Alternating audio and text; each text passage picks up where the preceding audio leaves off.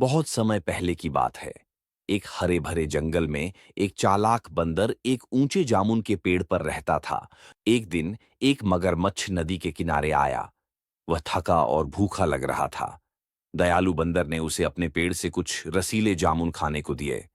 मगरमच्छ को फल बहुत पसंद आए और वह रोज बंदर से मिलने आने लगा। धीरे धीरे दोनों गहरे दोस्त बन गए। एक दिन मगरमच्छ ने कहा, मेरी पत्नी बीमार है।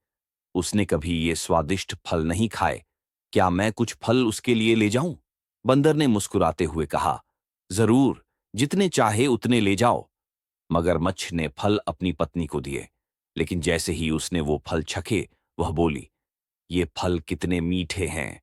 अगर बंदर रोज इन्हें खाता है तो उसका कलेजा कितना मीठा होगा। मैं उसका कलेजा खाना चाहती हूं। शुरू में मगरमच्छ ने मना किया। वो मेरा दोस्त है, उसने कहा। लेकिन उसकी पत्नी बार बार जिद करती रही और आखिरकार मगरमच्छ मान गया।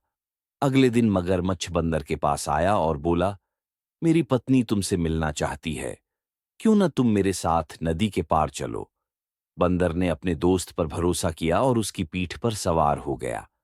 जब वे नदी के बीच पहुंचे तो मगरमच्छ बोला, मुझे माफ करना मित्र, लेकिन मेरी पत्नी तुम्हारा कलेजा खाना चाहती है।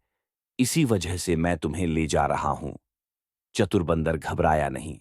उसने शांत स्वर में कहा, अरे मित्र, ये बात पहले बताते।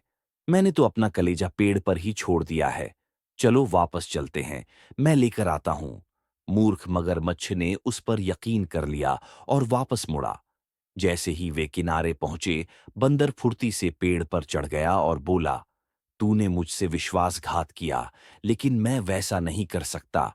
जाकर अपनी पत्नी से कह देना, सच्ची मित्रता किसी कलेजे से कहीं ज्यादा कीमती होती है।